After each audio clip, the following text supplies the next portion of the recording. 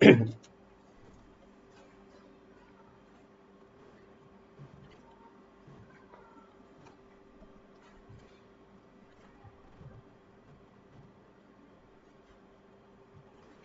Everyone, good afternoon all of you. कैसे हैं आप सभी लोग? उम्मीद है आप सभी लोग बहुत अच्छे होंगे, अच्छे से होंगे और फर्स्ट क्लास होंगे। एक बार जल्दी से फटाफट से क्लास को शेयर कर दीजिए और जल्दी से जुड़ जाइए। आप सभी लोगों को याद होगा कि कल की क्लास में हमने बात करी थी हिस्ट्री के कुछ बहुत ही जबरदस्त सवालों पर, जो कि एंशियंट हिस्ट्री से संबंधित सवाल थे। आज उसी पार्ट को आगे बढ़ाते हुए उसे आप मान सकते हैं कि वो पार्ट नंबर 2 रहेगा इस प्रकार से आपका, ठीक है। एंशियंट हिस्ट्री वाला बहुत अमेजिंग, बहुत जबरदस्त सवाल आपने देखे थे कल। उससे भी अच्छे सवाल आज आपको पढ़ने के लिए मिलेंगे, जो कि आपके एग्जाम में हमेशा पूछे गए हैं और आने वाले अपकमिंग एग्जाम्स में भी पूरी उम्मीद रहेगी उन सवालों के पूछे जाने की। एक बार जल्दी से क्लास को शेयर कीजिए, एक बार फटाफट से क्लास को लाइक कर दीजिए और जल्दी से सभी लोग जुड़ जाइए। चलिए, आवाज आ रही है ना? आवाज आ रही है तो थम्स अप कर दो भाई, एक बार बता दिया करो आवाज आवाज आ रही है या नहीं। ठीक, चलिए स्टार्ट करते हैं क्लास फटाफट से बिना टाइम वेस्ट किए हुए। एसएससी कॉम्बैट है, 26 दिसंबर 2021 को ये कॉम्बैट करवाया जाएगा। इस कॉम्बैट में इस बार क्यूए मतलब क्वेश्चन आंसर से वो बात कर रहा है। 30 सवालों के जवाब आपको देने हैं 50 मिनट में। पार्टिसिपेट करने के लिए यूज कीजिएगा मेरा कोड CM10। इस साल का अंतिम कॉम्बैट है, लास्ट कॉम्बैट है। अगर पार्टिसिपेट करना चाहते हैं तो जरूर कीजिए, क्या पता आपको 1 करोड़ तक की स्कॉलरशिप पूल मिल जाए। तो कोशिश कीजिए, इस बार जरूर पार्टिसिपेट कीजिए। 30 सवालों के जवाब देने हैं केवल 50 मिनट में, वो भी तो आप आसानी से दे पाओगे सवालों के जवाब। अगर आप चाहते हैं ज्वाइन करना तो इसी वीडियो के डिस्क्रिप्शन में लिंक मिल जाएगा आपको कॉम्बैट का। उस कॉम्बैट में जैसे ही आप एंट्री करेंगे वहां पर आपसे एक कोड मांगा जाएगा, उस कोड में आप डाल देना CM10। बस एंट्री मिल जाएगी, लॉग इन हो जाओगे आप। फिर जब कॉम्बैट होगा 26 तारीख को आपके पास बीप नोटिफिकेशन भी आएगी, पार्टिसिपेट कर लीजिएगा उसमें। ठीक, इसके साथ साथ ये है बैच 22 दिसंबर 2021 मतलब आज ही की तारीख से शुरू हुआ है। पार्टिसिपेट करना चाहते हैं इसमें भी तो यूज कीजिएगा मेरा कोड CM10। एप्लीकेशन पे पेड बैच है, ये आपको मिल जाएगा। बहुत जबरदस्त तरीके से आपको यहाँ पढ़ाई करवाई जाएगी। साथ के साथ ये आइकॉनिक फीचर्स हैं। आइकॉनिक फीचर्स की अगर हम बात करें तो ये है पहला आइकॉनिक फीचर जिसे हम जानते हैं आस्क का डाउट बाय अनअकैडमी के नाम से। बहुत अमेजिंग फीचर है। अगर आपका कोई भी डाउट है, किसी भी सब्जेक्ट से रिलेटेड डाउट है, इस प्रोसेस को फॉलो करके आप अपने डाउट को क्लियर कर सकते हो। साथ के साथ ये रहेगी टेस्ट सीरीज। ये ऊपर के जितने टेस्ट आपको नजर आ रहे हैं, जहां तक मैंने अंडरलाइन किया है, वो सभी फ्री ऑफ कॉस्ट है। जरूर पार्टिसिपेट कीजिए। नीचे वाले जो 2 हैं वो प्लस में रहेंगे, पेड में रहेंगे। आपको बहुत जबरदस्त तरीके से यहाँ पे क्वेश्चंस मिल जाएंगे प्रैक्टिस करने के लिए, तो जरूर प्रैक्टिस कीजिए। ये आपको मिलेगा अन अकेडमी लर्नर एप्लीकेशन पे। साथ साथ ये एक और आइकॉनिक फीचर है जिसे हम जानते हैं रेज योर हैंड के नाम से। इस फीचर का इस्तेमाल भी आप अपनी अन अकेडमी लर्नर एप्लीकेशन की क्लासेस में कर सकते हैं। साथ के साथ ये कुछ कोर्सेज रहेंगे एसएससी कैटेगरी के। अगर आप 24 महीने के लिए कोर्स परचेज करना चाहते हो एसएससी कैटेगरी का, तो आपको 7800 रुपीज चुकाने होंगे। और अगर आप ये नहीं चुकाना चाहते हो तो यूज कर लीजिएगा वहां पर मेरा कोड CM10। इस कोड का इस्तेमाल करने से आपको डिस्काउंट मिल जाएगा। साथ के साथ अगर मंथली बेसिस पर चाहते हैं तो भी आपको डिस्काउंट मिल जाएगा। 12 मंथ्स के लिए चाहते हैं तो यहाँ पर भी आपको डिस्काउंट मिल जाएगा। और 12 मंथ्स में अगर 1 मंथ वाले प्रोग्राम में जाएंगे तो यहाँ भी आपको डिस्काउंट मिल जाएगा। बस ध्यान रखिएगा कोड क्या यूज करना है। कोड आपको यूज करना है CM10। C और M दोनों ही कैपिटल अल्फाबेट्स में आपको डालने हैं वहां पर। चलिए, all set, let's crack it. पहला सवाल आपकी स्क्रीन पर आ गया है। एक बार क्लास को फटाफट से शेयर कर दो भाई, सभी लोग जल्दी से जुड़ जाओ जल्दी से। पहला सवाल आपकी स्क्रीन पर है, Gautam Buddha as a prince was known as. आप सभी लोग जानते हैं गौतम बुद्ध के बारे में, उनके बचपन का नाम क्या था? सवाल यहाँ पर यह है। वो एक राजा के घर जन्म लेंगे। वो राजा के घर जब जन्म लेंगे तो वहां पर बहुत सारे संतों को बुलाया जाएगा। उसमें से कुछ संत ये कहेंगे कि भाई ये बहुत ही बड़े एक राजा बनेंगे, ठीक है ना, विक्रमादित्य बनेंगे, चक्रवर्ती सम्राट बनेंगे। मगर कुछ वहां पर जो संत थे वो ये कहेंगे कि भाई एक बहुत बड़े संत ही बनेंगे और ये बहुत ही नाम कमाएंगे, बहुत फेमस संत बनेंगे, ठीक है। इस बात से डरते हुए, मतलब जो ज्यादा वहां पे आपको मेजोरिटी नजर आएगी वो इसकी नजर आएगी कि भाई ये संत ही बनेंगे। इस बात से डरते हुए गौतम बुद्ध के पिता ने क्या किया, गौतम बुद्ध को एक बहुत जबरदस्त उनके लिए महल बनवाया गया। मतलब महलों में ही वो रहे, उनको बाहर जाने की परमिशन नहीं थी। और अगर वो बाहर जाते भी थे तो वहां पर उनको सब कुछ अच्छा ही अच्छा दिखाया जाता था, कभी कोई खराब चीज दिखाई नहीं जाती थी। मगर एक दिन, आपको पता है एक दिन महल से कोई बाहर भी निकलेगा तो एक दिन ऊब जाएंगे और महल से बाहर जाने का प्रयास करेंगे, अपने ही दोस्त से बोलेंगे, उनका दोस्त उन्हें बाहर लेकर जाएगा और वो रथ चलाकर घोड़े पे उनको मतलब ले जाकर उनको ले जाएगा। उसके बाद जाएंगे और वहां पर जाके वो कुछ ऐसे इस प्रकार के दृश्य देखेंगे जहां पर उनकी जो मोह माया है वो सभी भंग हो जाएगी और उनका रुझान जो है वो बढ़ जाएगा किस ओर, तो उनका रुझान बढ़ जाएगा संत की तरफ ही। उनको समझ आ जाएगा कि जीवन का परम सत्य क्या है, जीवन का परम सत्य वो है। क्लियर। इसके साथ साथ जब घर छोड़ेंगे, घर त्यागेंगे, तो कोशिश करेंगे कि उन्हें सिद्धि प्राप्त हो जाए, उन्हें ज्ञान प्राप्त हो जाए। ज्ञान प्राप्त करने के लिए बैठ जाएंगे, मतलब भूखे बैठ जाएंगे, घंटों घंटों कई दिनों तक भूखे बैठे रहेंगे। और ऐसे ही एक दिन तप कर रहे होंगे, साथ में उनके शिक्षक भी कर रहे होंगे जो रास्ते में उन्हें मिलते हैं, उनको भी हम लेंगे, उनके बारे में भी चर्चा करेंगे, जिन्हें वो सबसे पहले संबंध देंगे, मतलब अपना उपदेश देंगे ज्ञान प्राप्ति के बाद। तो वो सभी लोग बैठकर अपना साधना में लीन होंगे, कर रहे होंगे, साधना में बैठे होंगे, और आंख खुलेगी। आंख खोलकर जब बाहर जाएंगे तो उनकी जो मतलब पूरा शरीर एकदम बिल्कुल पतले हो गए, बहुत ही निर्बल हालत में आ गए थे, बहुत ही दुबले पतले हो गए थे। रास्ते में जा रहे होंगे, रास्ते में जाते उन्हें चक्कर आ जाएंगे, चक्कर आने की वजह से बेहोशी की हालत में वहीं गिर जाएंगे। एक कन्या वहां से जा रही होगी, मेरे ख्याल से एक राजा की कन्या थी, वो जा रही होगी और वो कहीं किसी को मंदिर में कहीं पर खीर खिलाने के लिए लेकर जा रही होगी, और वो देखेगी एक मॉन्क, एक साधु संत मूर्छित हुआ पड़ा है, गिरा पड़ा है, तो वो उन्हें वो खीर खिलाएंगी। और ये टेम्पल वैम्पल सभी आपको नजर आएंगे। ठीक है, ये रियल स्टोरी है, ये वाली ओरिजिनल स्टोरी है। ठीक है। उसके बाद वो त्याग देंगे कि खुद को कष्ट देकर कोई ज्ञान की प्राप्ति नहीं की जा सकती। ये वाला वो जो उनका तरीका था उसको वो त्याग देंगे। ठीक है। तो ये सभी चीजें याद रखिएगा, ये सभी चीजें इंपॉर्टेंट है। सवाल के सही जवाब की तरफ हम जाएं तो सवाल का सही जवाब क्या रहेगा? ऑप्शन नंबर बी रहेगा सवाल का सही जवाब, सिद्धार्थ रहेगा उनके बचपन का नाम। गौतम बुद्ध एक राजकुमार के रूप में जाने जाते थे सिद्धार्थ के नाम से। ये सभी चीजें बहुत इंपॉर्टेंट है। गौतम बुद्ध के बारे में आप जितना भी पढ़ लीजिए आपको कम ही लगेगा। ठीक, बहुत जबरदस्त चीजें मिलेंगी इनके बारे में आपको पढ़ने के लिए। क्लास आप लोगों को शो हो रही है ना भाई? चलिए, बहुत जबरदस्त चीजें आप लोगों को इनके बारे में पढ़ने के लिए मिलेंगी। बहुत बढ़िया। एक बार कमेंट तो कर दो यार, क्लास तुम लोगों को ढंग से शो हो रही है ना? फटाफट से। ठीक, तो सवाल का सही जवाब क्या है? सवाल का सही जवाब है सिद्धार्थ, ऑप्शन नंबर बी है इस सवाल का सही जवाब। नेक्स्ट क्वेश्चन देखते हैं। The Jatakas are the collection of story. ये जो जातक है ना, ये जातक है, हिंदी में आपके सामने लिखा हुआ है। Jatakas are the collection of story. The Jatakas are the collection of stories. Jataka कहानियों का एक संग्रह है, किससे संबंधित? सवाल यहाँ पर ये है। ऑप्शन है mean for children, based on pet Hindu myths, about Jain sons, pertaining to several different earlier births of Buddha. बच्चों के लिए, पालतू हिंदू मिथक पर आधारित है, जैन संतों के बारे में है, बुद्ध के कई अलग अलग पूर्व जन्म से संबंधित है। ये जो जातक है इसका संबंध निम्नलिखित में से किससे है? सवाल यहाँ पर ये है। एक कहानी आपको और सुनाऊंगा, बहुत जबरदस्त कहानी आपको एक और सुनाना चाहूंगा आज, जीजाबाई की कहानी। जीजाबाई की कहानी, यहां से भी एक टॉपिक और तैयार हो जाएगा पूरा का पूरा। ठीक है, जीजाबाई की कहानी आपको और सुनाऊंगा। पहले इस सवाल का जवाब दीजिए फटाफट से और कोशिश कीजिए बताने की कि जीजाबाई कौन थी, वो कौन महान व्यक्ति थे, वो कौन ऐसे बहुत ही जबरदस्त इतिहास के पन्नों में एक व्यक्ति आपको मिलेंगे जिनकी माता का नाम जीजाबाई था। क्या रहेगा इस सवाल का सही जवाब? जवाब देने की कोशिश कीजिए, ऑप्शन ए, बी, सी या फिर डी। ये जो जातक है वो किससे संबंधित है? सवाल यहाँ पर ये है। चलिए, जवाब देने की कोशिश कीजिए, ऑप्शन नंबर ए, बी, सी या फिर डी। क्या रहेगा इस सवाल का सही जवाब? अच्छे सवाल है ये, आपके एग्जाम्स में आपको जरूर नजर आएंगे। ठीक, ऐसे सवाल है कि ये क्वेश्चन आपको आपके एग्जाम में जरूर नजर आएंगे। बहुत सारे चांसेस है कि एज इट इज एग्जाम में ये सवाल आपसे पूछ लिया जाए। फटाफट से जवाब देने की कोशिश कीजिए, क्लास को एक बार शेयर भी कर दो भाई।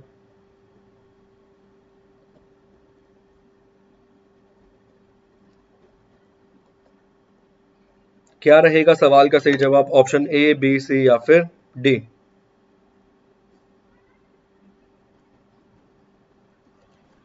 बहुत बढ़िया। सवाल का सही जवाब क्या रहेगा सर? सवाल का सही जवाब है बुद्ध के कई अलग अलग पूर्व जन्मों से संबंधित आपको मिल जाएगा। ये जो जातक कहानी है, कहानियों का संग्रह है, वो किससे संबंधित मिलेगा? ऑप्शन नंबर डी है इस सवाल का सही जवाब। अच्छा सवाल है, इंपॉर्टेंट क्वेश्चन है, डायरेक्ट पूछे जाने के पूरे चांसेस रहेंगे। नेक्स्ट सवाल लगाते हैं।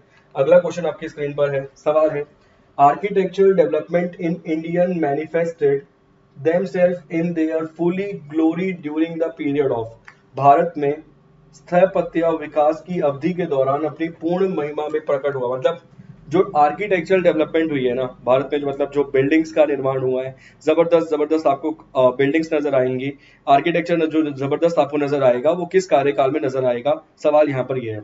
ऑप्शन है गुप्त काल में, नंद काल में, मौर्य वंश में, या फिर चोलास डायनेस्टी में। वो निम्नलिखित में से किसके समय पर आपको नजर आएगा, सवाल यहाँ पर ये है। साथ साथ हम जीजाबाई की कहानी को भी एक बार दोहरा लेते हैं फटाफट से।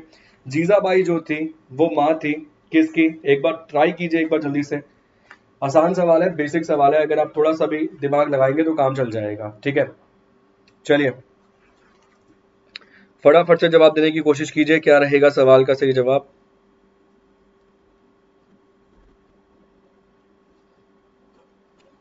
ठीक, देखिए इतिहास के पन्नों को अगर आप उठाकर मतलब पलट कर देखोगे ना, तो एक बहुत जबरदस्त आपको कहानी नजर आएगी औरंगजेब की, और एक और व्यक्ति मिलेंगे, औरंगजेब के सामने एक व्यक्ति आपको और मिलेंगे, बहुत ही जबरदस्त और बहुत ही विख्यात व्यक्ति आपको मिलेंगे, शिवाजी महाराज। यहाँ पर हम बात कर रहे हैं शिवाजी महाराज की, और शिवाजी महाराज की अगर हम माता का बात करें तो शिवाजी महाराज की माता का नाम था जीजाबाई। ये कहानी है जीजाबाई शिवाजी महाराज और जीजाबाई की, ठीक है। एक दिन जीजाबाई अपने किले में, रायगढ़ के किले में बैठकर और बाहर निकलेंगी और सोचेंगी ये जो कांढाना का किला है ये भी क्यों ना हमारा ही होता।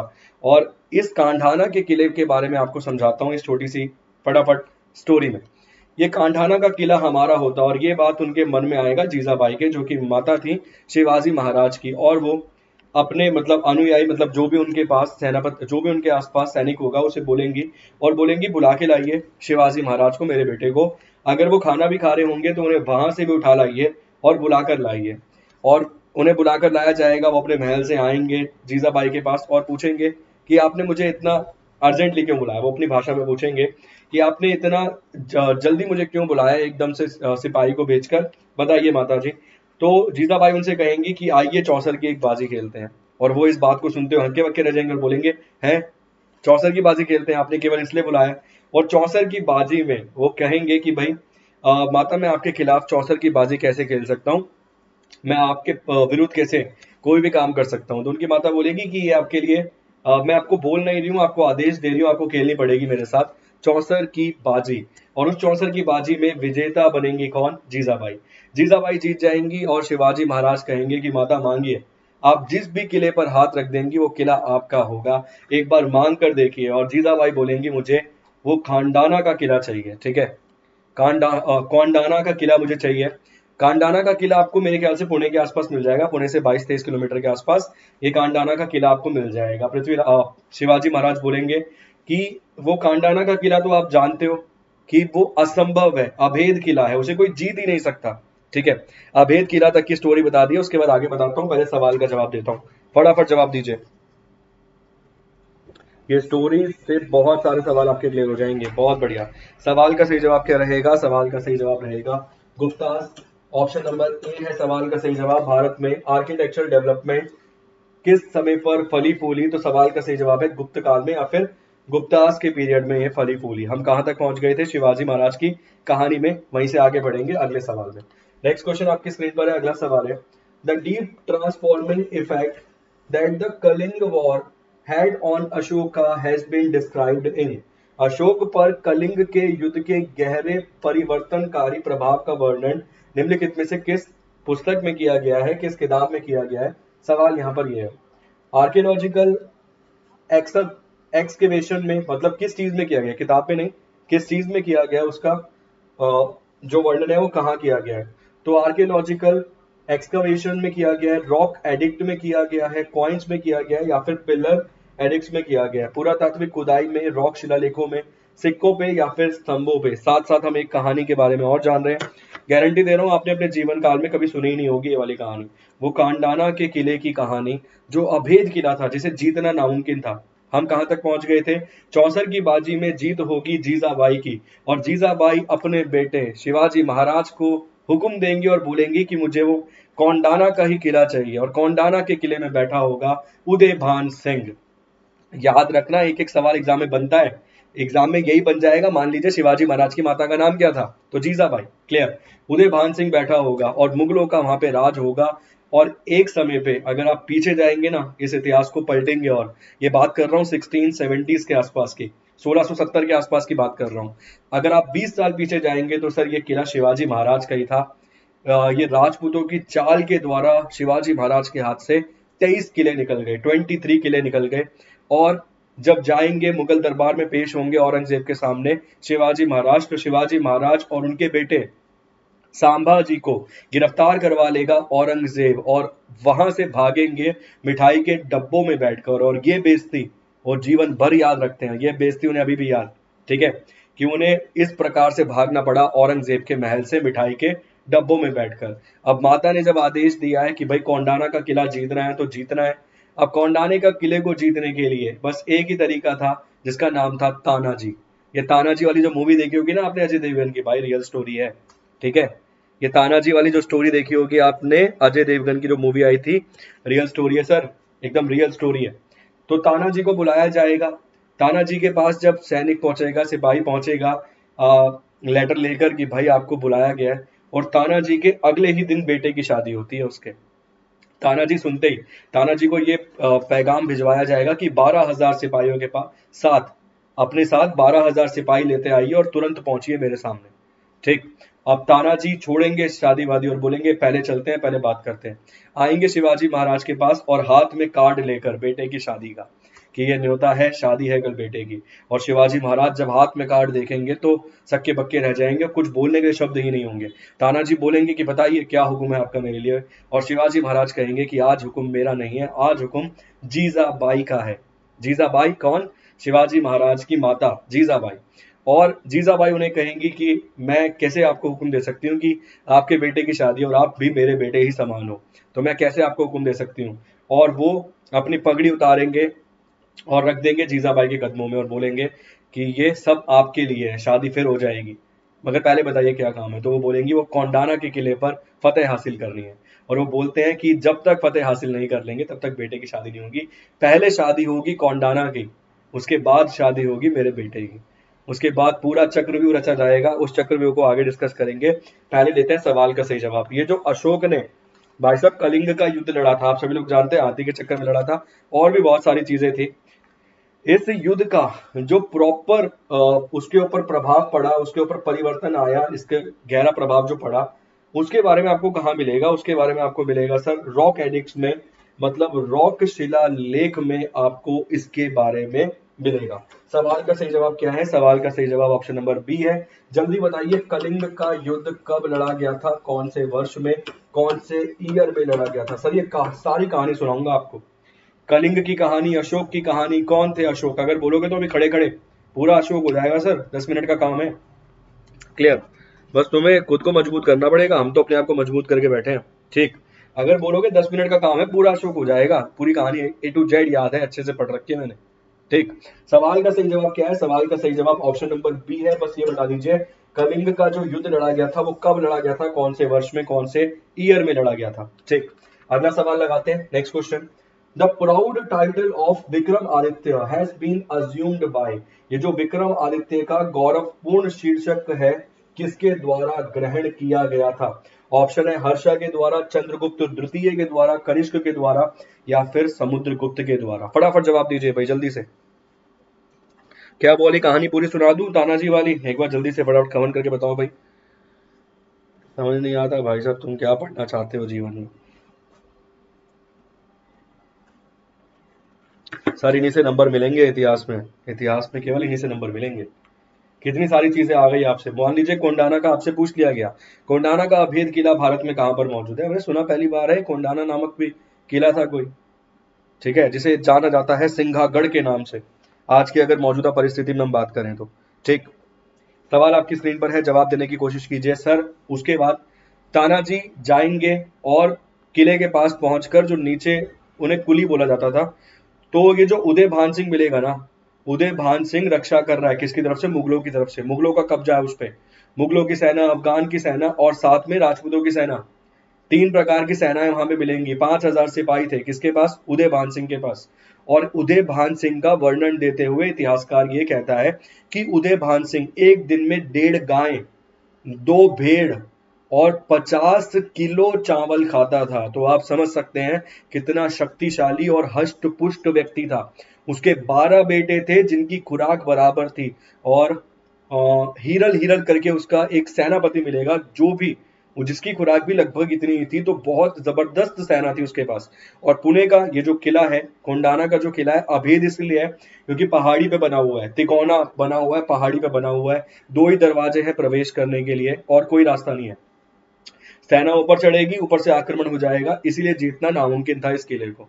अब कुलियों के साथ मिलेंगे तानाजी, और तानाजी अपने वस्त्र बदलेंगे, रास्ते में वस्त्र बदल लेते हैं, क्षत्रियों के वस्त्र उतार के नॉर्मल कपड़े पहन लेंगे, साधारण व्यक्ति वाले। वहां जाकर मिलेंगे, घुल मिल जाएंगे। जब घुल मिल जाएंगे अच्छे से, उसके बाद बताएंगे कि भाई इस काम के लिए आए हैं, ये लीजिए आप अफीम, ये लीजिए आप सोना, और बहुत सारी उन्हें कीमती चीजें देकर उन्हें अपनी तरफ किया जाएगा, और उनसे पूछा जाएगा कि किस प्रकार से क्या रणनीति बनाई जाए। उसके बाद तानाजी को उनसे मिलवाया जाएगा माँ काली का भक्त बता के कि ये माँ काली के बहुत बड़े उपासक हैं, माँ काली के बहुत बड़े भक्त हैं। उसके बाद उदय भान सिंह के जो महल है, कोंडाना का किला, उसमें आना जाना उनका लग जाएगा। एक दिन उन्हें पता चलेगा कि आज होने वाली है दावत, और ये सभी लोग मदिरा का सेवन करेंगे, अफीम का सेवन करेंगे, और उसी दिन प्लान बनाया जाएगा कोंडाना के किले को जीतने का, फतेह करने का। क्लियर? ये बात है मेरे ख्याल से 1670 की बात है, 1670 की बात है। ठीक है सर, आपके पास इतना नॉलेज आता कहाँ से? अरे मैं पढ़ाई करता हूँ भाई, डेली पढ़ रहा हूँ। ठीक है, इस सवाल का सही जवाब क्या रहेगा? विक्रमादित्य। सर विक्रमादित्य की बहुत जबरदस्त कहानी आपको मिलेगी, हेमू वाली। एक बार तानाजी वाली कहानी थोड़ा सा अभी वहीं तक रखिए कि अब अटैक होना है। किस दिन अटैक होना है सर? अटैक उस दिन होना है जिस दिन ये उदय भान सिंह के 5000 सिपाही सबके सब लीन होंगे मदिरा में, और क्या खाएंगे? भांग। ये भांग सर इंपॉर्टेंट है, कई बार लिखने में आ जाता है ना, मेंस में तो काम आ जाएगा। ये सब लोग उस नशे में होंगे, उस दिन आक्रमण होगा, उसको वहां रखिए। हम पहुंचते हैं विक्रमादित्य पे। ये सवाल यहाँ पर है कि भाई विक्रमादित्य का जो टैग है वो किसने लिया था? सवाल का सही जवाब है चंद्रगुप्त द्वितीय ने, और इसी के दरबार में आपको नवरत्न मिलेंगे सर। इसी के दरबार में आपको नवरत्न मिलेंगे। उन नवरत्नों में आपको एक विष्णु शर्मा मिलेगा। ये विष्णु शर्मा सर आपको वो मिलेगा जिसने पंचतंत्र लिखी थी, और एक और व्यक्ति जबरदस्त आपको मिलेगा जिसका नाम था कालिदास। ये 2 व्यक्ति तो आपको इतिहास के पन्नों में अमर मिलेंगे सर, अमर व्यक्ति हैं ये। जब तक जिंदगी रहेगी, जब तक जीवन रहेगा, आपको पढ़ना ही पड़ेगा इनके बारे में। क्लियर? अगर हम बात करें 14वें विक्रमादित्य की, तो सर 14वें विक्रमादित्य के रूप में विक्रमादित्य की जो उपाधि ग्रहण करेगा वो जाना जाएगा सर हेमू के नाम से। और आप सभी लोग जानते हैं 1556 में लड़ा जाएगा पानीपत का द्वितीय युद्ध, second battle of Panipat. Second battle of Panipat कब लड़ा जाएगा? 1556 में। और 1556 में मेरे ख्याल से 30,000 के आसपास घुड़सवारों के साथ और 1500 के आसपास हाथियों के साथ आक्रमण कर देगा हेमू। किसके ऊपर आक्रमण करेगा? बैरम खान या अकबर की फौज पे, और विजेता होने ही वाला होगा, जीत मिलने ही वाली होगी, बिल्कुल करीब होगी जीत। उसी बीच एक तीर आकर लगेगा हेमचंद्र की आंख में, और आंख फूट जाएगी, गिरेगा अपने हाथी से। ये देखकर भाग जाएगी सेना और कत्ले आम मचा देंगे मुगलों के सिपाही। ये चीज याद रखना भाई, ये पूछा जाता है सब कुछ। हेमचंद्र कौन था, किसने आक्रमण किया, कौन सा बैटल था, ये सभी चीजें पूछी जाती हैं, इतिहास में अमर है ये सभी चीजें। सर ये जो पानीपत जगह है ना, ये पानीपत जगह का निर्माण किया गया था पांडवों के द्वारा। पांडवों के द्वारा 5 शहरों का निर्माण किया गया था। पांडव नगर के नाम से भी मेरे ख्याल से जाना जाता था पानीपत को। पानीपत की दूरी दिल्ली से 90 किलोमीटर दूरी पर मिलेगा आपको पानीपत। बहुत जबरदस्त इतिहास है पानीपत का, अगर केवल पानीपत ही पढ़ोगे तो। क्लियर? उसके बाद लेकर आएंगे हेमचंद्र को, हेमू को, और हेमू की गर्दन काटने का प्रयास करेगा अकबर। मगर कुछ इतिहासकार ऐसा दिखाते हैं कि अकबर ने प्रयास किया ही नहीं था, अकबर ने तलवार फेंक दी थी कि मैं निहत्थे आदमी पे और जो गंभीर रूप से घायल है उस पर आक्रमण नहीं करूंगा। मगर एक इतिहासकार, कई सारे इतिहासकार ये भी कहते हैं कि ये झूठ लिखा गया है, ठीक है, ताकि अकबर की छवि अच्छी दिखे। गर्दन काटने का प्रयास उसने किया था, मगर 14 साल के बच्चे से गर्दन नहीं कटी। उसके बाद बैरम खान अपने हाथ में लेगा तलवार, अपनी तलवार निकालेगा और एक ही वार में धड़ से अलग कर देगा हेमचंद्र का गला। क्लियर? ये सवाल क्लियर हो गया, चंद्रगुप्त द्वितीय क्लियर हो गया, ये पॉइंट क्लियर हो गए, नवरत्न वाला पॉइंट क्लियर हो गया। दो इंपॉर्टेंट व्यक्ति मिल गए, कालिदास और विष्णु शर्मा। विष्णु शर्मा के द्वारा पंचतंत्र, हेमू 14वें नंबर के विक्रमादित्य की और अंतिम नंबर के विक्रमादित्य की उपाधि लेगा, अंतिम हिंदू शासक था। ठीक है, कौन सा बैटल लड़ेगा? Second battle of Panipat. ये सभी चीजें याद रखना, सभी चीजें इंपॉर्टेंट है। अगला सवाल देखते हैं, साथ साथ एक स्टोरी और पूरी कर देते हैं। सर मेरा बर्थडे आज, शिवानी साय जी बहुत बहुत आपको जन्मदिन की शुभकामनाएं। माता रानी भगवान ईश्वर ऐसा करे, ईश्वर ऐसा करे, कृपा करे आप पे कि 2022 में आपकी एक बहुत जबरदस्त नौकरी लग जाए और आप बहुत बढ़िया जबरदस्त ग्रैंड पार्टी दो और हमें भी बुलाओ अपने जन्मदिन में। ठीक है, बहुत जबरदस्त तरीके से आप अपने गवर्नमेंट ऑफिस में लड्डू बंटवाओ कि भाई मेरा जन्मदिन है आज। क्लियर? अगला सवाल आपकी स्क्रीन पर है, भारत में पहला धातु का सिक्का किस क्षेत्र में इस्तेमाल किया गया था? अमेजिंग, बहुत बहुत ही जबरदस्त सवाल है। In which region was the first metallic coin used in India? Bharat में पहला धातु का सिक्का किस क्षेत्र में इस्तेमाल किया गया था? हम क्या पढ़ रहे थे? तानाजी। इस सवाल का जवाब आप देते रहिए, तानाजी वाली कहानी पूरी कर देता हूं। सर अब तानाजी तैयार है चढ़ने के लिए, पता है कि क्या हो रहा है अंदर। वो लोग बिल्कुल मदिरा में लीन बैठे, खूब मदिरा पी रखी है, खूब भांग का सेवन कर रखा है, खूब बिल्कुल एकदम खराब हालत में बैठे हुए हैं। ठीक है, अब एक इतिहासकार सर ये कहता है कि एंट्री करने के लिए दो ही दरवाजे थे, एक दरवाजा सर वो पीछे वाला, एक दरवाजा आगे वाला। फ्रंट दरवाजे पर हजारों सिपाहियों के साथ खड़े हुए हैं, जो तानाजी के सेनापति, एक और व्यक्ति को भेजा गया, वो खड़े हुए हैं और तानाजी कोशिश कर रहे हैं कि दीवार से चढ़कर 300 सिपाहियों को लेकर दीवार से चढ़कर ऊपर पहुंचा जाए और वो मेन दरवाजे का गेट खोल दिया जाए। ठीक है, एक इतिहासकार ऐसा कहता है कि सर वो जो 5 फुट वाली छिपकली होती है ना, आपने देखा होगा कई सारी, मेरे हिसाब से समझ ही गए होंगे आप। एक छिपकली होती है सर 5 फुट लंबी, मैं नाम भूल रहा हूँ छिपकली का, शायद गोरा छिपकली के नाम से भी उसे जानते हैं, ऐसा कुछ जानते हैं। ठीक है, तो कहते हैं उस छिपकली को कहीं भी चढ़ाया जाएगा वो चढ़ जाएगी। तो वो जो सतह थी ना वो खड़ी थी, तो उस छिपकली को चढ़ाया जाएगा, उस छिपकली से बांध दी जाएगी रस्सी और उसके सहारे चढ़ा जाएगा किले पे। मगर एक इतिहासकार ये कहता है कि वो गोरा या गोरैया छिपकली नहीं थी, ये जो जो ये लोग थे, ये उस जनजाति के थे, ये गोरा या गोरिया जनजाति के थे, तो ये लोग चढ़ना जानते थे उस प्रकार से। एक कहानी ये कहती है, मैं उसमें अभी आपको एक्सप्लेन नहीं कर सकता कि भाई कौन सी एक्यूरेट है, मैंने दोनों कहानियां पढ़ी हैं। चढ़ जाएंगे ऊपर, ऊपर जाके अंदर कत्लेआम मचाएंगे और बहुत जबरदस्त तरीके से कत्लेआम मचाएंगे। खुद नहीं आएगा उदय भान सिंह, उदय भान सिंह बिल्कुल टुल बैठा है, अपने सेनापति को भेजेगा जो बिल्कुल टुल बैठा है। उदय भान सिंह जब अपने सेनापति को भेजेगा तो तानाजी उसको यहां से लेकर नाभि तक काट देंगे, बीच में से नाभि तक काट दिया जाएगा तानाजी के एक बार से। उसके बाद अपने 12 बेटों को भेजेगा, 12 को 24 कर देंगे तानाजी, बीच में से काट देंगे, 12 को 24 कर देंगे। उसके बाद जब ये बात उसे पता चलेगी उदय भान सिंह को, फिर खुद लड़ने आएगा। जब लड़ने आएगा तो एक हाथ काट देगा, इस हाथ में ढाल पकड़ी होती है ना, इस हाथ में तलवार, इस हाथ में ढाल, तो ये हाथ काट देगा तानाजी का। कौन? उदय भान सिंह।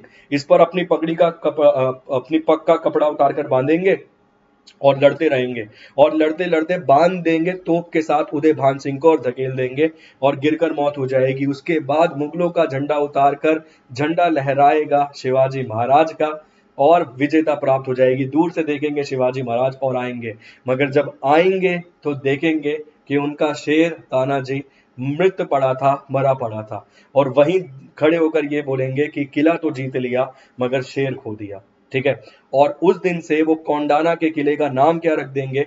सिंघागढ़। ये बहुत जबरदस्त है, बहुत कुछ है इसमें पढ़ने के लिए। क्लियर? ये याद रखना किस प्रकार से जीता था। इस सवाल का जवाब देने की कोशिश कीजिए, सवाल आपकी स्क्रीन पर है। सर आपका हिस्ट्री फेवरेट है? नहीं, मेरा पॉलिटी फेवरेट है जी, पॉलिटी ज्यादा अच्छी पढ़ाता हूँ।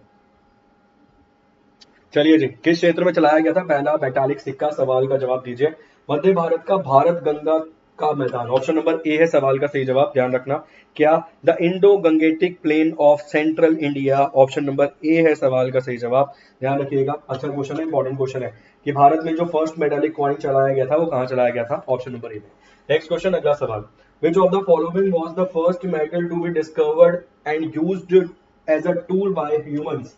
निम्नलिखित में से कौन सी पहली धातु थी जिसकी खोज मानव द्वारा औजार के रूप में उपयोग के लिए की गई थी? चलिए, आयरन, लोहा, सोना, टिन या फिर तांबा, क्या रहेगा सवाल का सही जवाब? सर इससे बेहतर आपको कहीं नहीं मिल सकता पढ़ने के लिए, बस वो अलग बात है आप उस चीज को एक्सेप्ट नहीं करेंगे। ठीक है, आपने भी पढ़ी होगी तानाजी की स्टोरी, मैं गारंटी देता हूँ आपने शायद मूवी भी देखी होगी, मगर आपको कभी समझ नहीं आएगी वो मूवी क्या थी। मगर आज जिस तरीके से आपको समझाया है ना, अगर आप रियली कैप्चर करने वाले विद्यार्थी हैं तो आपको पूरी स्टोरी समझ आ गई होगी आज कि क्या था उसके पीछे खेल। ठीक, चलिए जी जवाब दीजिए, फटाफट से जवाब देने की कोशिश कीजिए। Which of the following was the first metal discovered as a used by tools, मतलब टूल्स के रूप में इस्तेमाल करने के लिए जो पहली धातु का इस्तेमाल किया गया मानवों के द्वारा, वो कौन सी धातु थी। वैसे एक्यूरेट ना कोई नहीं कह सकता अभी भी, अभी तो हम इतना ही इतिहास जानते हैं। तो इस सवाल के हिसाब से, मतलब अभी पेपर क्वालिफाई करने की अगर हम बात करें तो सवाल का सही जवाब क्या है। सवाल का सही जवाब ऑप्शन नंबर डी है, कॉपर है। मेरे ख्याल से न्यूज आप लोगों ने देख ली होगी, एक ऐसे जानवर की खोज की गई है शायद जिसके 1360 पैर हैं ऑस्ट्रेलिया में। एक दो दिन पुरानी न्यूज है, मेरे ख्याल से आज की है या तो कल की न्यूज है। एक ऐसे जानवर की खोज की गई है जिसके 1300 से अधिक पैर हैं, शायद 1360 एक्यूरेट है मेरे ख्याल से, या 1318 के आसपास था, 1300 से अधिक पैर है। ठीक है, ऐसे जानवर की खोज की गई है ऑस्ट्रेलिया में, उसका वो कंकाल वंकाल मिला है, ऐसा कुछ मैंने पढ़ा है। सवाल का सही जवाब कॉपर है। नेक्स्ट क्वेश्चन, अगला सवाल। The philosophy propounded in the Upanishad is known as, उपनिषदों में प्रतिपादित दर्शन के रूप में जाना जाता है। चलिए भाई, उपनिषदों में प्रतिपादित दर्शन के रूप में जाना जाता है। The philosophy propounded in the Upanishad is known as Advaita, Vedanta, yoga या सांख्या। क्या रहेगा सवाल का सही जवाब। चलिए, ऐसी बहुत सारी स्टोरीज हैं जो छुपी हुई हैं, और रियल स्टोरीज, मतलब ऐसा नहीं है कि कुछ भी स्टोरीज, बिल्कुल रियल स्टोरीज जो आपको पढ़ना जरूरी है, जिसके बिना आपका काम होगा ही नहीं। मतलब जिसके बिना मान लीजिए आपने पढ़ा ही नहीं है इतिहास, जिसके बिना आपने पॉलिटी नहीं पढ़ी। जैसे सर मोहम्मद अली जिन्ना को पहली बार कायदे आजम किसने बोला था। आप ये छोड़िए, ये बता दीजिए पाकिस्तान में बोला था या भारत में बोला था, इसका जवाब दे दीजिए।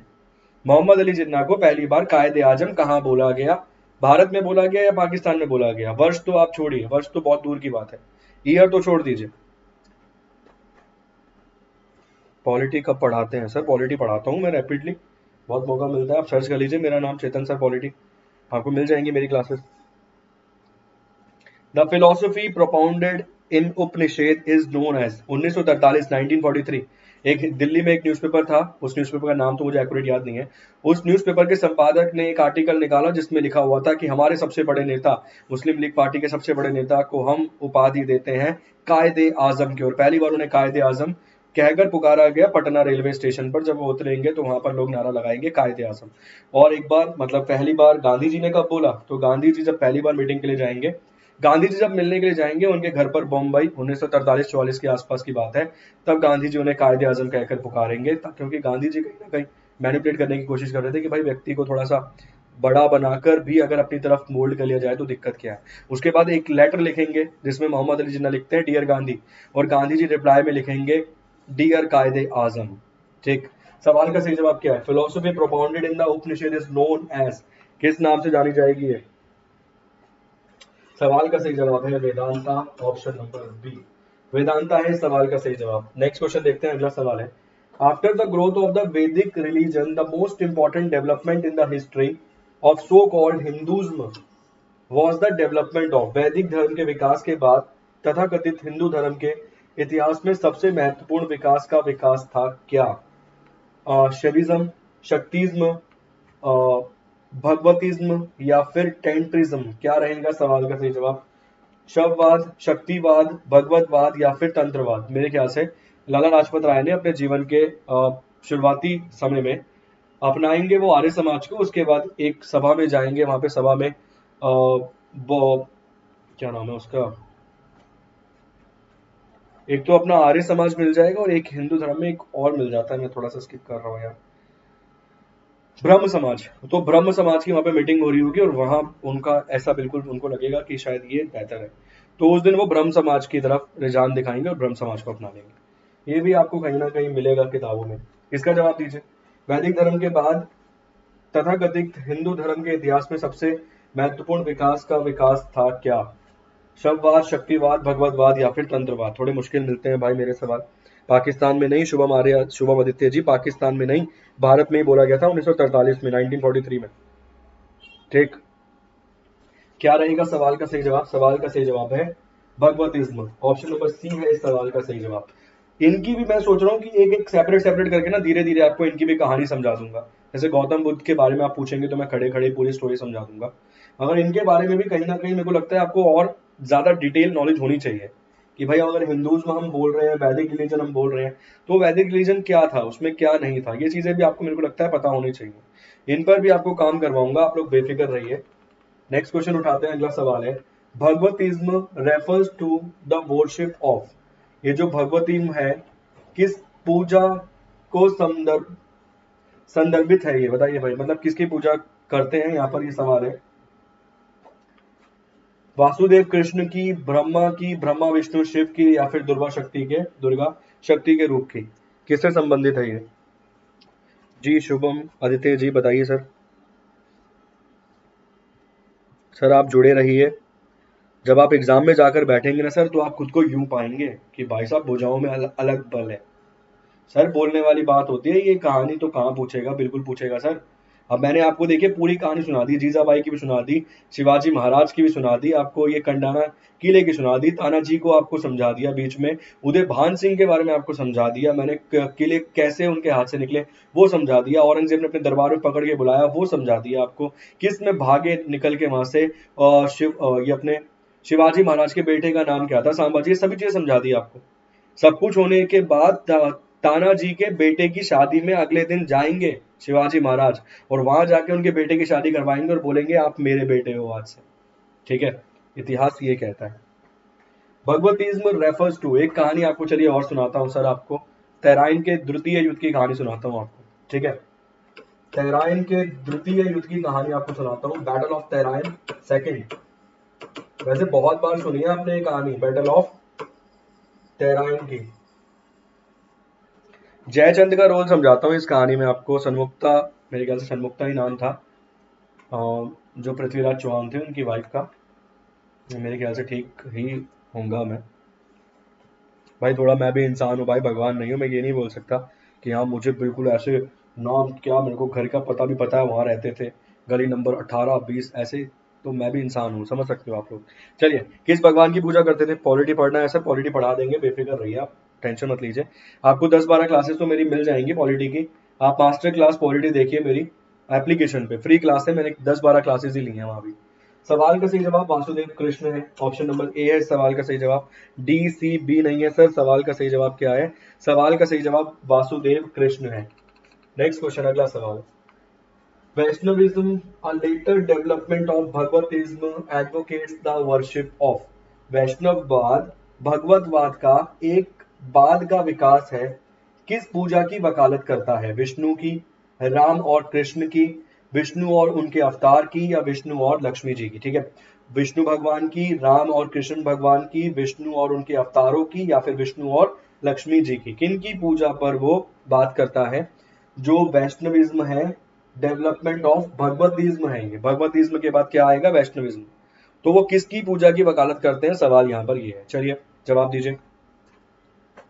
संयोगिता, हाँ मैं वो सन्मुक्ता बोल रहा था सर, संयोगिता आपको मिलेंगी। ठीक है सर, तराइन के सेकंड बैटल तक पहुंचने से पहले आपको एक तो ये पता होना चाहिए कि मोहम्मद गौरी ने 16 बार आक्रमण किया था, ठीक है, पृथ्वीराज चौहान पे, मगर पृथ्वीराज चौहान ने हर बार माफ कर दिया था। और पृथ्वीराज चौहान के जो राजकवि थे चंद्र बरदायु, वो कहते हैं आपको माफ नहीं करना चाहिए, मार देना चाहिए इसको। जब तराइन का बैटल फर्स्ट होगा 1191 में, वहां चंद्र बरदायु कहते हैं पृथ्वीराज चौहान को, तृतीय पृथ्वीराज चौहान तृतीय, उनको कहते हैं आपको क्षमा नहीं करना चाहिए, आपको मार देना चाहिए, इसकी हत्या कर देनी चाहिए, ये नहीं सुधरेगा। मगर वहां भीख मांगता है मोहम्मद गौरी, बोलता है मुझे माफ कर दो, मेरी गलती हो गई। और हिंदू राजा तो सर्वोच्च होते हैं, बिल्कुल अपने दयावान के लिए जाने जाते हैं, वो फिर दया करके माफ कर देंगे। उसके बाद ये संयोगिता की, जयचंद जो था भाई वो बुरा खिलाफ हुआ करता था पृथ्वीराज चौहान से, वो स्वयंवर करवाएगा संयोगिता का, और संयोगिता के स्वयंवर में नहीं बुलाएगा पृथ्वीराज चौहान को, और पृथ्वीराज चौहान के पुतले को बनवा कर खड़ा करवा देगा बाहर, जहां पे दर वो क्या बोलते हैं उसे, पहरेदार, पहरेदार के स्थान पर खड़ा करवा देगा पृथ्वीराज चौहान का मूर्त बना के। और संयोगिता एक पत्र, छुपके से एक पत्र लिखकर भेजेंगी किसे? पृथ्वीराज चौहान को, और बोलेंगी कि आपको आना ही होगा मेरे स्वयंवर में। ये सिपाही के हाथ भिजवाया जाएगा, क्योंकि जब संयोगिता बोलेंगी जयचंद से कि भाई मैं तो उन्हें अपने मन से पति मान चुकी हूँ, आपको उन्हें बुलाना पड़ेगा, मैं उनसे ही शादी करूंगी। जयचंद नाराज होगा और मना कर देगा कि उसे नहीं बुलाऊंगा, उसे नहीं बुलाऊंगा। ठीक है, भरी सभा लगी होगी, संयोगिता को माला पहनानी होगी, स्वयंवर चल रहा है कि सबको रिजेक्ट करते हुए वो माला पहना देंगी उस पुतले को, जिस पुतले को बनवाया गया जयचंद के द्वारा और खड़ा करवाया गया बाहर पहरेदार के रूप में पृथ्वीराज चौहान के पुतले को, और पहना देंगी उसे माला, और भाई हो गया विवाह। इसी बीच में पीछे से आएंगे पृथ्वीराज चौहान अपने कुछ सैनिकों के साथ और बहुत नाराज होंगे उस पुतले को देखकर, मगर पुतले को देखकर कहेंगे कि तुम्हारी बेटी ने जयचंद शादी करी है क्योंकि मेरे पुतले को माला पहनाई है, तो आज से मेरी धर्म पत्नी है। यहाँ जितने भी क्षत्रिय बैठे हैं, जिसमें हिम्मत है रोक कर दिखा दे मुझे। और ले जाएंगे कत्लेआम मचाते हुए, मतलब जो भी रास्ते में आएगा उसे मारकर ले जाएंगे अपने साथ और दिल्ली पहुंचेंगे। उसके बाद जयचंद इस बेइज्जती को नहीं भूलेगा। जयचंद अपने सेनापति को बोलेगा कि जाइए हाथ मिलाइए गौरी से। गौरी के पास जाएंगे मतलब गौरी के पास जाएंगे भाई ये प्रस्ताव लेकर कि आप हमारी सेना के साथ मिल जाइए और आक्रमण कीजिए। और उसके बाद दोनों मिलकर आक्रमण करेंगे किसके ऊपर? पृथ्वीराज चौहान के ऊपर। और होगा 1192 में बैटल ऑफ तैराइन, द्वितीय सेकेंड बैटल ऑफ तैराइन होगा। ठीक है, इतनी विशाल सेना थी गौरी की और जयचंद की मिला के, जिसकी कोई सीमा नहीं थी। इतनी विशाल सेना थी कि देखकर लग रहा था पूरी की पूरी दिल्ली को निगल जाएंगे।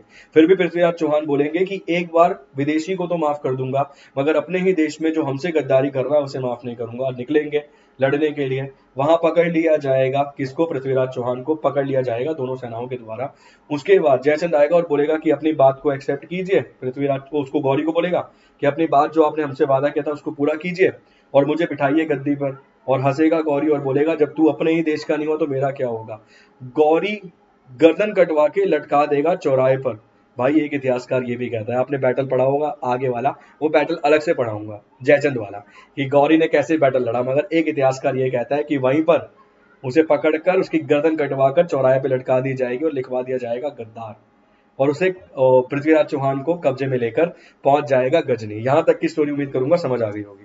ठीक, दयालाल राउत जी बहुत बहुत स्वागत है आपका। ये वैष्णविज्म वाला भी पॉइंट क्लियर कर देता हूँ। इस सवाल का सही जवाब है सर विष्णु एंड हिज इनक्रेशन, मतलब विष्णु और उनके अवतारों की पूजा कर रहा है। सर भगवतिज्म में आपने देखा कृष्ण भगवान की बात कर रहा था, वो वैष्णववाद जो उसका अपडेटेड वर्जन आप बोल सकते हैं, उसमें किन की बात कर रहा है? विष्णु और उनके अवतारों की बात कर रहा है। आप सभी लोग जानते हैं विष्णु भगवान के अवतार आपको नजर आएंगे कृष्ण।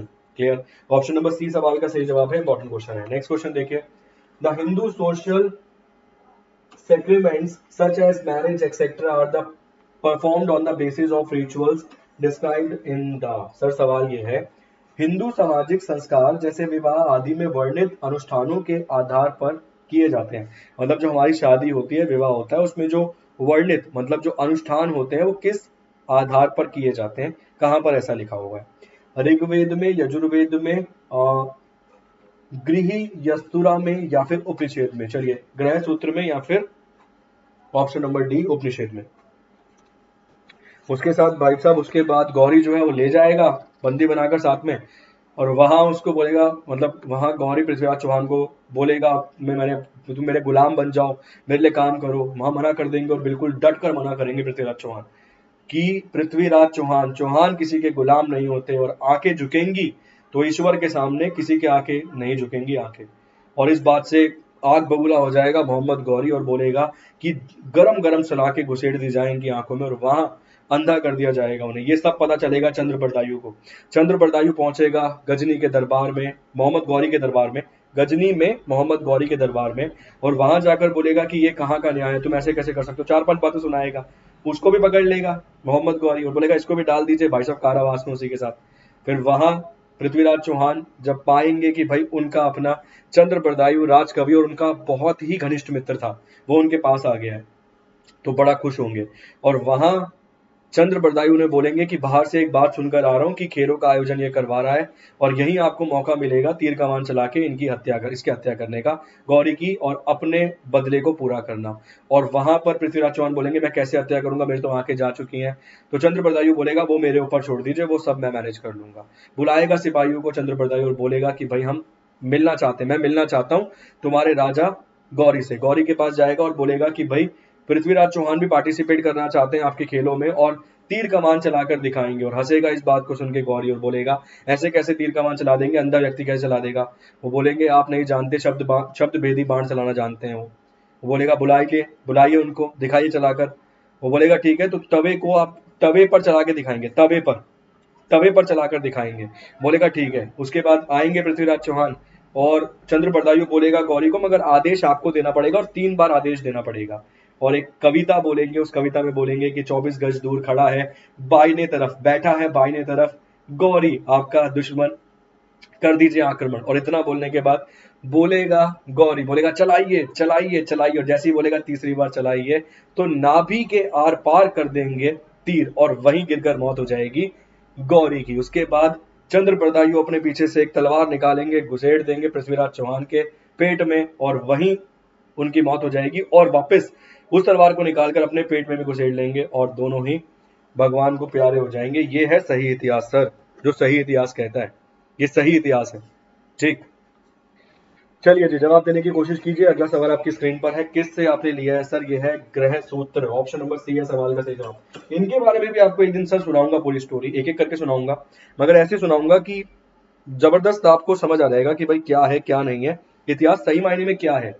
कि हम तो यार वही पढ़ रहे हैं आज भी यार, एक तेराइन पढ़ के मतलब 1192 पढ़ के खत्म कहानी। हमें पता ही नहीं यार बैटल हुआ क्यों था, क्या थी दिक्कत, जयचंद ने क्यों पार्टिसिपेट किया, हमें पता ही नहीं आज तक ये चीज है।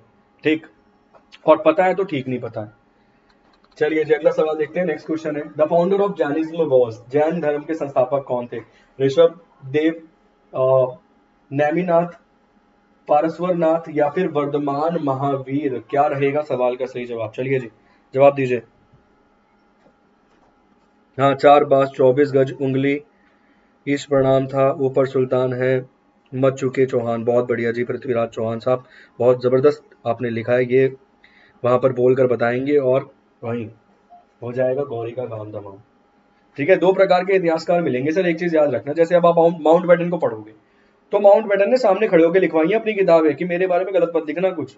यहाँ से इस्तीफा देंगे 18 फरवरी 1948 को, इस्तीफा देके इंग्लैंड पहुंचेंगे, पहुंचते ही 3 किताबें लिखवाएंगे और वहां पे लिखवाएंगे कि मैंने कांग्रेस और मुस्लिम लीग के जो मोहम्मद अली जिन्ना और गांधी के बीच के मतभेद को दूर करवाया, क्योंकि ऐसा था ही नहीं। तो 2 प्रकार के इतिहासकार मिलेंगे सर, ये चीज ध्यान रखना। ठीक, फाउंडर ऑफ जैनिज्म की बात हो रही है सर, पारसवरनाथ रहेगा, ऑप्शन नंबर सी सवाल का सही जवाब है, ध्यान रखिएगा। क्या रहेगा सवाल का सही जवाब? पारसवरनाथ रहेगा, ऑप्शन नंबर सी रहेगा सवाल का सही जवाब, ध्यान रखना भाई। और कहीं भी कोई डाउट आए तो पूछ लेना, ठीक है? कहीं भी कोई डाउट आए तो सर पूछ लेना, कोई दिक्कत नहीं है।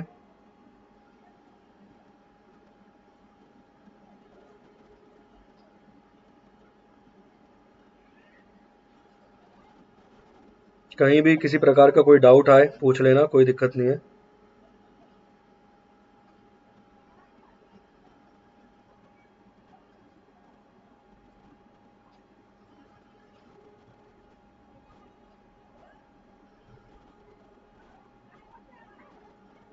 कि मेरे को ऐसा लगता है आपने पढ़ रखा होगा ऋषभ देव। ठीक, तो ठीक है चलिए, तो मैं आपको पॉइंट मतलब अभी आप इसमें कंफ्यूज होंगे, इसीलिए पारसवरनाथ आप नाप टिक करके आप ऋषभ देव को ही टिक कर लीजिए, ऑप्शन नंबर ए ही मानिए, सी मत मानिए, क्योंकि फिर मेरे को आपको उसको भी ये भी आपको फैक्ट्स आपको समझाने पड़ेंगे और वो फैक्ट्स अभी आपको पता नहीं है, इसीलिए। चलिए सवाल का सही जवाब आप क्या मानिए? सवाल का सही जवाब आप ऋषभ देव ही मानिए, ऑप्शन नंबर ए को ही मानिए। मैं दोबारा से इसको समझा दूंगा आपको, बेफिक्र रहिए जी। ऑप्शन नंबर ए ही आप ऋषभ देव ही मानिए, मैंने बिल्कुल ए ही टिक कर दिया, क्योंकि फिर मेरे को आपको वो सी वाला पॉइंट भी समझाना पड़ेगा कि क्या है पृष्ठभूमि क्या है, और अभी थोड़ा वो बहुत लंबा हो जाएगा इसलिए। तो सवाल का सही जवाब आप ए टिक कीजिए, जैन धर्म के संस्थापक ऋषभ देव को मानिए, ऑप्शन नंबर ए रखिए। नेक्स्ट क्वेश्चन देखते हैं, Varthaman Mahavir the 24th tirthankara of Jainism was born at and died at. Jain धर्म के 24वें तीर्थंकर जिनका नाम था महावीर, वर्धमान महावीर, उनका जन्म स्थान कहाँ था और उनकी मृत्यु कहाँ पर हुई थी? सवाल यहाँ पर यह है। वैशाली, राजगिरा में, कुशीनगर है ये, और पावा में, कुशीनगर में पैदा हुए और पावा में मरे, कुंडाग्राम और पावा में, काशी और चंपा में। चलिए जवाब दीजिए सर, मजा आ गया सुन के, बहुत बढ़िया जी सर। और भी बहुत चीजें हैं इतिहास के पन्नों में छुपी हुई सर, आप पढ़ेंगे तो बहुत अच्छा लगेगा। चाहे पॉलिटी को ही लीजिए सर, पॉलिटी भी आप पढ़ेंगे ना, बस आपने केवल इतना पढ़ा है कि थर्ड राउंड टेबल कॉन्फ्रेंस हुई, फर्स्ट राउंड टेबल कॉन्फ्रेंस हुई, सेकंड राउंड टेबल कॉन्फ्रेंस हुई ना, हुआ क्या कॉन्फ्रेंस में, क्या था क्या नहीं था, ये सभी चीजें पता होनी चाहिए। तो उसके पीछे फैक्ट्स हैं, उसके पीछे पूरी की पूरी पृष्ठभूमि है, काम करती हैं वो सभी चीजें। गुरु जी आपसे निवेदन विनय, यूट्यूब पर दिल्ली सल्तनत पढ़ाई थी वो बिल्कुल रट गई है, आप प्राचीन इतिहास पढ़ा दीजिए। ठीक है सर, पढ़ा दूंगा, मैं पढ़ा दूंगा, आप चिंता मत कीजिए, प्राचीन इतिहास पे काम करा दूंगा आपको। पता है सर, प्राचीन इतिहास में इसलिए नहीं करवाता हूँ क्योंकि मुझे पता है वहां से सवाल आपके वाले पेपर में थोड़े कम आते हैं, इसीलिए नहीं करवाता हूँ मैं। सवाल का सही जवाब कुंडाग्राम और पावा है, ऑप्शन नंबर सी है सवाल का सही जवाब। ठीक है, कुंडाग्राम और पावा रहेगा इस सवाल का सही जवाब। नेक्स्ट क्वेश्चन देखते हैं। अगला सवाल है, द थ्री ज्वेल्स तीर्थांश ऑफ जैनिज्म आर, जैन धर्म के तीन रत्न है, सही विश्वास या इरादे, सही ज्ञान और सही आचरण, सही कार्यवाही, सही आजीविका, सही प्रयास, सही विचार, अहिंसा और गैर लगाव, सही भाषण, सही सोच और सही व्यवहार। चलिए, थ्री ज्वेल्स तीर्थ बताइए भाई। थ्री ज्वेल्स ऑफ तीर्थांश मतलब जैनिज्म के थ्री ज्वेल्स क्या हैं, सवाल यहां पर यह है। फटाफट जवाब देने की कोशिश कीजिए, क्या रहेगा सवाल का सही जवाब।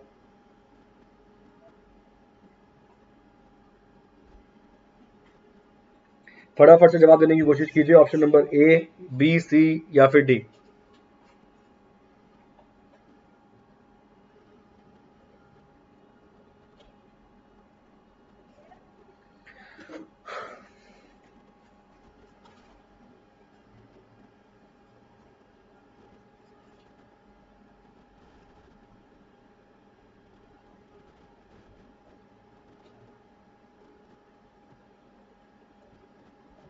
चलिए जी, फटाफट जवाब देने की कोशिश कीजिए, और क्लास को भाई लाइक वाइक भी कर दिया करो, शेयर भी कर दिया करो। ऐसे कैसे काम चलेगा यार, हम भी तो तुम्हें ज्ञान दे ही रहे हैं जितना हो पा रहा है।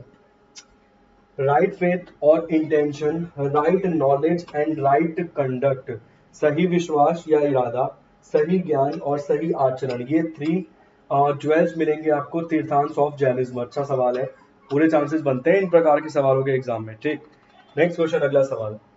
Of the five vows panch anuvartas of Jainism, four existed before Mahavira. The one which he added was, Jain धर्म के पंच व्रतों पंच अनुव्रतों में से चार महावीर से पहले मौजूद थे, जो उन्होंने जोड़ा वह कौन सा था। चलिए, जैन धर्म के पंच व्रतों में चार पहले से मौजूद थे, जो पांचवा उन्होंने जोड़ा वो कौन सा था, सवाल यहाँ पर ये है। Not to kill, not non injury, not to steal चोरी ना करें, non attachment to worldly things और सेलिबेसी, ब्रह्मचार्य संसारिक चीजों के लिए, गैर लगाव, चोरी नहीं करने के लिए और मारने के लिए नहीं। चलिए, अच्छा सवाल है, ये भी बढ़िया सवाल है, अच्छा क्वेश्चन है। पंच अनुव्रतों में से कौन सा चार पहले से मौजूद थे, पांचवा यहाँ पर कौन सा है, सवाल यहाँ पर ये है। ब्रह्मचार्य संसारिक चीजों के लिए, गैर लगाव, चोरी नहीं करना, मारने पीटने के बारे में बात नहीं करना, मतलब ये सब नहीं करना। सवाल का सही जवाब है सेलिबेसी, मतलब ब्रह्मचार्य। ऑप्शन नंबर डी है इस सवाल का सही जवाब, ब्रह्मचार्य सेलिबेसी इस सवाल का सही जवाब है। नेक्स्ट क्वेश्चन, अगला सवाल। In Jainism the aim of life is to attain nirvana और moksha, for which one has to, Jain धर्म में जीवन का उद्देश्य निर्वाण या मोक्ष प्राप्त करना है, जिसके लिए क्या होना चाहिए। तीन दातों और पंच प्रतिज्ञा का पालन करें, अभ्यास, अहिंसा और सभी जीवित प्राणियों को अहिंसा, दुनिया को त्यागो और सही ज्ञान प्राप्त करें, जैन और पूर्ण अहिंसा में विश्वास करें। चलिए, follow the three jewels and five बोझ, अभी आपने देख लिया थ्री ज्वेल्स और फाइव बोझ में से फोर लिखे हुए थे वहां पे, clear. Practice non-violence and non-injury to all living beings. Renounce the world and retain all right knowledge. Believe in the Jains and absolute non-violence. क्या रहेगा सवाल का सही जवाब। आपको जिस चीज में भी डाउट रहे ना, मान लीजिए आपका जैनिज्म में ही डाउट आ रहा है यार, आपका बुद्धिज्म में ही डाउट आ रहा है, आपका ऋग्वेदा में डाउट आ रहा है, आपका कनिष्क में डाउट आ रहा है, आपका अशोक में डाउट आ रहा है, मुझे बता दिया करो, मैं तुम्हें उसकी स्टोरी सुना दूंगा पूरी की पूरी सही वाली, ताकि वहां से तुम्हारे डाउट जो है वो क्लियर हो जाएंगे। कोशिश जारी है भाई, बाकी तुम्हारी बारी है, इतना ही समझा सकते हैं, हम तो अपनी तरफ से कोशिश कर सकते हैं। जैन धर्म में जीवन का उद्देश्य निर्वाण या मोक्ष प्राप्त करना है, जिसके लिए आपको क्या करना पड़ेगा, सवाल का सही जवाब है ऑप्शन नंबर ए, तीन तत्वों और पंच प्रतिज्ञाओं का पालन करना पड़ेगा। ऑप्शन नंबर ए इस सवाल का सही जवाब है। नेक्स्ट क्वेश्चन, अगला सवाल, Jainism was divided into two sections. ये श्वेतांबर्स है, white clad, and Digambaras, sky clad और naked, during the reason of. वो बोल रहा है जैन धर्मों को दो संप्रदायों में विभाजित किया गया था। श्वेतांबर सफेद पहने और दिगंबर आकाश पहने या नग्न रहे। किस शासनकाल के दौरान, किस शासनकाल के दौरान ये हुआ था? श्वेतांबर और दिगंबर में जो जैन धर्म को विभाजित कर दिया गया था वो किन शासनकाल में हुआ था? नंदा के समय, नंदास शासनकाल में हुआ था, मौर्यास के समय हुआ था, कुशांस के समय हुआ था या शुंगास के समय हुआ था? सवाल यहां पर यह है। चलिए जी सर, 16 नहीं, सारे ही क्वेश्चन अच्छे हैं, आप बेफिक्र रहिए सर। 16, 15, 12, 13 हर प्रकार के बढ़िया सवाल मिलेंगे। ऐसे हैं सर लगभग 1000 के आसपास कुछ 1500 क्वेश्चन हैं सर। ऐसे बोले तो करवा दें, बस हिम्मत अगर आप लोग बांध ले तो हम तो करवा दें, हिम्मत आप लोग बांधते नहीं है। बहुत बढ़िया। सवाल का सही जवाब क्या है? मौर्य के काल में, मतलब मौर्य वंश के समय पर ये दो भागों में बांट दिए गए थे, ठीक है। अगर हम चंद्रगुप्त मौर्य की बात करें तो अंतिम जीवन में उन्होंने किस धर्म को अपना लिया था? फटाफट जवाब दीजिए। चंद्रगुप्त मौर्य ने अपने अंतिम जीवन में, अपने जीवन के अंतिम काल में किस धर्म को अपना लिया था? फटाफट जवाब देने की कोशिश कीजिए इसका भी। नेक्स्ट क्वेश्चन है, the name of Buddha means. Buddha नाम का अर्थ क्या है? एनलाइटमेंट, लर्न, डिवाइन, स्केयर्ड, प्रबुद्धा, सीख, दिव्य या फिर पवित्र? बुद्धा का अर्थ क्या है? सवाल यहाँ पर ये है, चलिए जवाब दीजिए। What is the meaning of Buddha? Buddha का अर्थ क्या है? प्रबुद्ध मतलब एनलाइटमेंट, एनलाइटेंड, लर्नड, डिवाइन या फिर स्केयर्ड? पवित्र, दिव्य, सीख या फिर प्रबुद्ध? सवाल का सही जवाब ऑप्शन नंबर ये है, ए है। एनलाइटेंड है सवाल का सही जवाब, ए है इस सवाल का सही जवाब, ध्यान रखिएगा, ये क्वेश्चन में इंपॉर्टेंट है। नेक्स्ट क्वेश्चन, अगला सवाल, Buddhism was divided into Mahayana, Hinayana during the reason of. बौद्ध धर्म के शासनकाल में किसके शासनकाल में दो भागों में बांट दिया गया? महायान और हीनयान में विभाजित किया गया। सवाल यहाँ पर यह है किस राजा के कार्यकाल में ऐसा हुआ? अशोक के समय, कनिष्क के समय, मनिंदर के समय या फिर हर्षा के समय पर ऐसा हुआ? एक सवाल आपसे और पूछना चाहूंगा, शायद आप सभी लोग जानते होंगे, 15 अक्टूबर 1956 को भीमराव रामजी अंबेडकर ने हिंदू धर्म को त्याग कर अपना लिया बौद्ध धर्म को। सर बौद्ध धर्म में कौन से धर्म को अपनाया था? हीनयान या महायान? इसका जवाब दे दीजिए एक बार, तारीख याद रखना, एक्यूरेट डेट पे सवाल बनेगा। 15 अक्टूबर, 12 अक्टूबर के समय वो पहुंचे थे नागपुर, बहुत जबरदस्त भीड़ थी, 5 लाख से ज्यादा लोगों के साथ उन्होंने अपने धर्म को परिवर्तित किया था। इसका ऐलान उन्होंने 1935 के आसपास कर दिया था, 1935 में ऐलान कर दिया था कि मैं हिंदू पैदा हुआ था मगर हिंदू मरूंगा नहीं, ठीक। और बहुत सारी चीजें हैं सर उसके पीछे, केवल भाषण ही नहीं है कि उन्होंने बोल दिया कि मैं हिंदू पैदा हुआ था, हिंदू केवल मरूंगा नहीं। बहुत सारी चीजें हैं उसके लिए, आप बहुत कुछ पढ़ सकते हैं सर, बहुत जबरदस्त चीजें आपको पढ़ने के लिए मिलेंगी। इतने पढ़े लिखे व्यक्ति थे सर, उसके बाद भी काम नहीं मिला था। उन्होंने अपने जीवन में एक ही बार झूठ बोला था, जब वो जाएंगे नौकरी करने, वो महाराजा बड़ौदा के महाराजा के पास, वहां पर उनको नौकरी पे मिली थी, अपने परिवार के साथ सर वहां पहुंचेंगे, रहने के लिए किसी ने जगह नहीं दी, सबने उन्हें बोला कि भाई आप छोटी जाति के हैं, किसी ने रहने की जगह नहीं दी। एक जगह बड़ी मुश्किल से रहने के लिए मिली, जहां उन्होंने खुद को जैन ही बताया कि वो जैन धर्म से संबंध रखते हैं। और जब कुछ दिनों बाद, मतलब 4, 5, 10 दिन के बाद ही जब उन लोगों को पता चल गया, तो बहुत तेज कोई उनका दरवाजा खटखटा रहा था। जब उन्होंने दरवाजा खोल कर देखा तो बहुत भारी भीड़ खड़ी थी और एक बहुत लंबा चौड़ा व्यक्ति खड़ा था। उन्हें बहुत गालियां दी गई, बहुत कुछ बोला गया, मतलब शायद जिसकी कोई प्रकाश था, जिसकी कोई सीमा नहीं है, इतना कुछ बोला गया। उन्होंने बोला मुझे कम से कम इतना समय तो, आज रात का समय तो दे दीजिए, मैं अपना सामान समेट लूंगा। उन्होंने बोला आधे घंटे में खाली कर दे वरना तुझे तेरे सामान के साथ बाहर फेंका जाए। कैसे तैसे करके वो रात गुजारी। उसके बाद तो बहुत कुछ मिलेगा सर पढ़ने के लिए, केवल ये एक दिन में नहीं आती, मतलब एक दिन में कोई ऐसे नहीं बोल देगा खड़े होके कि मैं हिंदू धर्म में पैदा हुआ लेकर हिंदू धर्म में मरूंगा नहीं। तो ये स्टेटमेंट के आप समझ सकते हैं कितनी लंबी पृष्ठभूमि रही होगी सर, कितना कुछ उन्होंने जीवन में बर्दाश्त किया होगा कि उसके बाद उन्होंने ऐसी स्टेटमेंट दी। चलिए जवाब देने की कोशिश कीजिए सर, क्या है सवाल का सही जवाब? अगला सवाल आपकी स्क्रीन पर है, किसके कार्यकाल में? कनिष्क के समय पर। बहुत बढ़िया, बहुत बहुत शुक्रिया सर मोहित जी। सवाल का सही जवाब कनिष्क है, ऑप्शन नंबर बी है सवाल का सही जवाब। चलिए केवल 20 क्वेश्चन करवाए सर, ज्यादा क्वेश्चन नहीं करवाए।